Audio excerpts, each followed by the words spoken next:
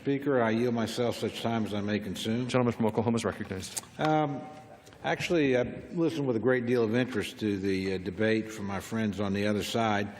None of it had very much to do with the rule or with the underlying legislation that we're going to discuss shortly, and so I don't pretend to be an expert on the issues. I do point out, simply in passing, that it really is up to the President of the United States as to whose advice he or she wants to take.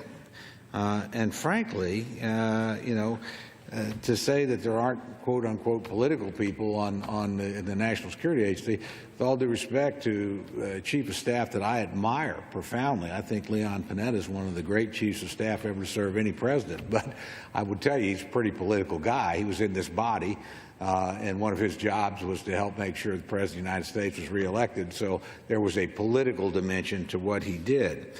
I also would ask my friends, I don't know Mr. Bannon. I've never met him, don't pretend to be familiar with him or his thinking. I do think he's a valued advisor to the President of the United States. And if the President of the United States is going to seek advice from somebody, and it may be in these areas of national security, frankly, personally, I would prefer them to be part of the National Security Council, simply to have the educated debate of some of the very best professionals that we have, and so that their opinion, when they advise the President, is fully formed. But again, I see this as the President's decision, not some enormous departure. On occasions, Mr.